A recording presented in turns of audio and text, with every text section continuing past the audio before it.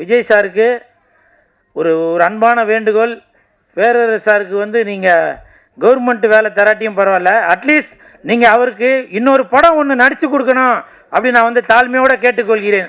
ஏன்னா அந்த நேரம் சிவகாசியும் சரி திருப்பாச்சியும் சரி மிகப்பெரிய ஹிட்டு, பட்டி தொட்டியெல்லாம் அடித்து தூள் கிளப்புச்சு. அப்படி ஒரு ஒரு ஜனரஞ்சகமான ஒரு மிக முக்கியமான இயக்குனர் அவங்களுக்கு நீங்கள் ஒரு படம் நடித்து கொடுக்கணுன்னு இந்த கூல் சுரேஷ் தாழ்மையோடு கேட்டுக்கொள்கிறேன். அதே மாதிரி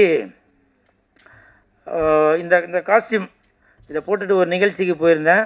அந்த நிகழ்ச்சியில் வந்து அமைச்சர் ராஜ்மோகன் அவர்கள் வந்திருந்தாங்க. வந்துட்டு அண்ணா உங்கள் ட்ரெஸ் எங்கே எடுக்கிறீங்க நல்லா இருக்கு அப்படின்னு சொல்லிட்டு போனாங்க.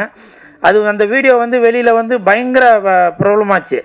அதில் கமெண்ட்டில் நிறையா பேர் பாருப்பா இவரு ஒருமையில் சொல்லியிருந்தாங்க அவங்க, நான் அது சொல்லணும்னு நினைக்கல, வந்த வாழ்வை பார்த்தியா அப்படி இப்படின்னு ரொம்ப இது பண்ணி பேசினாங்க. நான் உங்களை கேட்குறேங்க, ராஜ்மோகன் அவர்களுக்கு ஓட்டு போட்டு ஜெயிக்க வச்சது யார்? நம்ம தானே ஜெயிக்க வச்சோம். நீங்களே ஓட்டு போட்டுட்டு சார் நீங்களே ஓட்டு போட்டுட்டு இன்னைக்கு அவங்கள குறை சொன்னால் என்ன நியாயம் இது? அப்போ ஒரு மனிதன் வாழ்ந்தாலும் ஏசுவீங்க தாழ்ந்தாலும் ஏசுவீங்களா? ராஜ்மோகன் அவர்களுக்கு என்னங்க குறை?